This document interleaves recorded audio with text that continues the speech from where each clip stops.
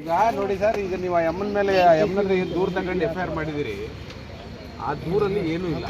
ಈಗ ದೂರಲ್ಲಿ ಏನಿದೆ ಅಂದ್ರೆ ಕರ್ಕ ಬಂದು ಹೊಡೆದಿರೋದು ಒಂದು ಮಹಿಳೆ ಮೇಲೆ ಹಲ್ಲೆ ಮಾಡಿರೋದಕ್ಕೆ ಆ ಸೆಕ್ಷನ್ ಹಾಕಿರೋದು. ಅಷ್ಟು ಹಾಕಿದ್ರೆ ಸಾಕಾಗಲ್ಲ. ಯಾಕೆ ಅಂತ ಹೇಳಿದ್ರೆ ಕೇಳಿ, ಯಾಕೆ ಅಂತ ಹೇಳಿದ್ರೆ ಕುಮಾರಿ ಒಂದು ನಿಮಿಷ ಸಾಹೇಬ್ರೆ ನಾನೇನು ಹೇಳ್ತೀನಿ ಅಂತ ಹೇಳಿದ್ರೆ, ಒಬ್ಬ ಮಹಿಳೆ ಮೇಲೆ ಹಲ್ಲೆ ಮಾಡಿದಿರಿ ಅಂತ ಹೇಳಿದ್ರೆ ಆ ಮಹಿಳೆಯನ್ನು ಮುಟ್ಟಿದ್ದೀರಿ, ಹೌದ್ ತಾನೆ? ಮೊಲೆಸ್ಟೇಷನ್ ಹಾಕಿದ್ದೀರಾ? 354 ಇದೆ, 341 ಇಲ್ಲ, 355 ಇಲ್ಲ. ಕೇಳಿ ಸರ್, ಮಹಿಳೆಯನ್ನ ನೀವು ಅಕ್ರಮ ತಗೊಬಂದು ಅಕ್ರಮವಾಗಿ ಕೂಡ ಹಾಕಿದಕ್ಕೆ 341 ಇದೆ, 355 ಇದೆ. ತೆಗಿರಿ ನಿಮ್ಮೆಲ್ಲ ಸೆಕ್ಷನ್ಗಳನ್ನ. ಏನ್ ಹೇಳುತ್ತದು? ಒಬ್ಬ ಮಹಿಳೆಯನ್ನ ನೀವು ಅಕ್ರಮವಾಗಿ ಕೂಡ ಅದು ನೀವು ಸಮರ್ಥನೆ ಮಾಡ್ಕೋಬಾರ್ದು ಸರ್. ಅಂತದ್ದು 5 FIR ಆದ್ಮೇಲೆ ಇನ್ವೆಸ್ಟಿಗೇಷನ್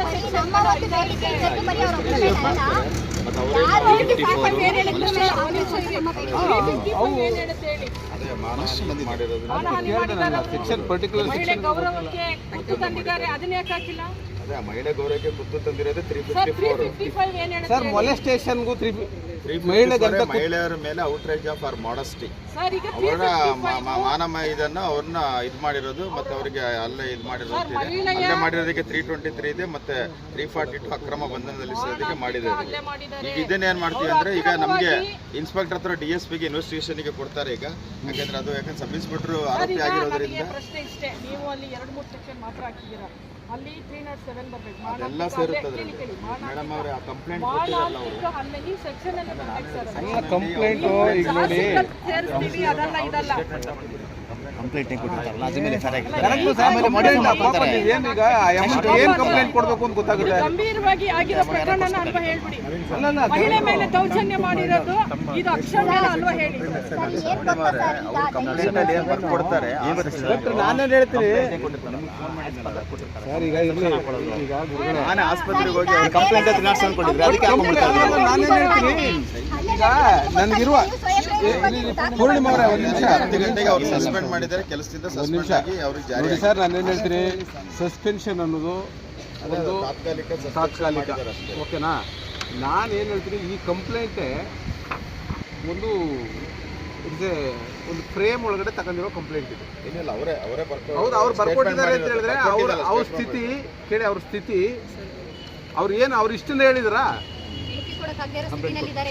ಅಲ್ಲ, ಕರೆಕ್ಟ್ ಇಲ್ಲ, ನಾವು ಹೇಳಿದ್ದಲ್ಲ. ಆಸ್ಪತ್ರೆಗೆ ಹೋಗೋದಾಗ ಅವರು ಹೇಳಿದ್ರು, ನಾವು ಈಗ ನಾಳೆ ಬರ್ತೀವಿ ಹೌದು, ಇದ್ರಲ್ಲಿ ನಾಳೆ ಬರ್ತೀವಿ ಅಂತ ಹೇಳಿದಕ್ಕೆ, ಇಲ್ಲ ಇವತ್ತೇ ಆಗ್ಬೇಕಂತ ನಮ್ಮ ಮೇಲಾಧಿಕಾರಿ ಹೇಳಿದ ಮೇಲೆ ಅವ್ರನ್ನ ನಾನೇ ಆಸ್ಪತ್ರೆಯಿಂದ ಅವ್ರ ತಾಯಿ ಅವ್ರ ಮಗಳನ್ನ ಮಾತಾಡೋಕ್ಕಾಗಲ್ಲ ಅಂತೇಳಿ ಅವ್ರ ಕಡೆಯವರು ಬಂದು ಕರ್ಕೊಂಡು ಹೋದ್ರು. ಮತ್ತೆ ರಂಗಸ್ವಾಮಿ ಅವ್ರು ಬಂದಿದ್ರು ರಾತ್ರಿ ಅವ್ರ ಜೊತೆ. ಅವ್ರು ನಾವು ಮಗಳನ್ನ ಕರ್ಕೊಂಡು ಹೋಗ್ತೀವಿ, ನಾಳೆ ಬೆಳಿಗ್ಗೆ ಮತ್ತೆ ನಾವು ಕರ್ಕೊಂಡು ಬರ್ತೀವಿ, ಈಗ ಕಂಪ್ಲೇಂಟ್ ಕೊಡಲ್ಲ ಅಂತ ಹೇಳಿದ್ರು. ಮತ್ತು ಅವ್ರ ತಾಯಿಗೆ ನಾವು ಕನ್ವಿನ್ಸ್ ಮಾಡಿಸಿ SP ಸಾಹೇಬ್ರು ಇಲ್ಲೇ ಕೂತಿದ್ರು, ಅಡಿಷನಲ್ ತಿಮ್ಮಯ್ಯ ಅವರು ಅವಾಗಿದ್ರಲ್ಲ, ಅವರು 2 ಗಂಟೆ ತನಕ ಇಲ್ಲೇ ಕೂತಿದ್ರು. ಅವ್ರನ್ನ ಕರ್ಕೊಂಡ್ಬಂದು ಅವ್ರ ತಾಯಿ ಹತ್ರ ಅವ್ರು ನಾನು ಬರೆಯೋ ಸ್ಥಿತಿಯಲ್ಲಿಲ್ಲ ಅಂದರೆ ಅವ್ರದ್ದು ಹೇಳಿಕೆ ಮಾಡಿ ಅವ್ರ ತಾಯಿ ಸೈನ್ ಹಾಕಿ ಇದು ಬೇಡ ಏನು ಕೊಡಲ್ಲ ಅಂತ ಹೇಳಿದ್ರು. ಲಾಸ್ಟಿಗೆ ಅವರು ಈ ಸೆಕ್ಷನ್ಗೆ ಬರೋಂಗೆ ಬರ್ಕೊಟ್ಟಿದ್ದಾರೆ. ಆ ಸೆಕ್ಷನ್ ಮೇಲೆ FIR ಆಗಿದೆ ಅಂತ. ಈಗ ಅವ್ರ ಮಗಳದ್ದು ಸ್ಟೇಟ್ಮೆಂಟ್ ಮಾಡಬೇಕು ಮಹಿಳಾ PSI ಇಂದ.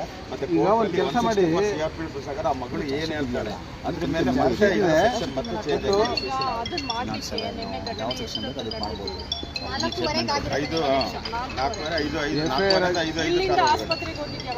ಆಸ್ಪತ್ರೆಗೆ ಅಂದ್ರೆ ಅವ್ರು ಬಂದಿದ್ದು ಇಲ್ಲಿಗೆ 7 ಗಂಟೆಗೆ ಬಂದಿದ್ದಾರೆ.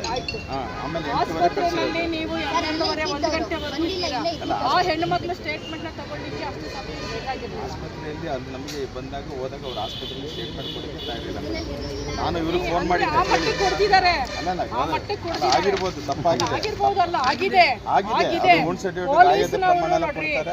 ಮೇಲ್ನೋಟಕ್ಕೆ ಕೈ ಮೇಲೆಲ್ಲ ಗಾಯ ಇದೆ, ಅದೆಲ್ಲ ನಾವು ಪರಿಶೀಲನೆ ಮಾಡಿ ತಿಮ್ಮಯ್ಯ ಸಾಹೇಬ್ರೆ ಅದನ್ನ ಪರಿಶೀಲನೆ ಮಾಡಿ ಆಸ್ಪತ್ರೆಗೆ ಕಳಿಸಿ ಟ್ರೀಟ್ಮೆಂಟ್ ಮಾಡಿಸಿ. ಮತ್ತೆ ನಮ್ಗೆ ಆಸ್ಪತ್ರೆಗೆ ಇನ್ನೊಂದು ಅಂಶ ಏನು ಗಮನಿಸಬೇಕಾಗಿರೋದಂದ್ರೆ, ಈಗ ಹಲ್ಲೆ ಮಾಡುವಂಥದ್ದು ಅಲ್ಲೋಗೆ ಪ್ರಚೋದನೆ ಕೊಡುವಂಥದ್ದು ಕೂಡ ಅಪೇಕ್ಷೆ. ಹೌದು, ಒಬ್ಬರು ಅವ್ರು ಹೊಡೆದಿದ್ದಾರೆ, ಆದ್ರೆ ಇಬ್ಬರು ಪೊಲೀಸ್ ಬರುತ್ತಾರೆ ಅಷ್ಟೇ.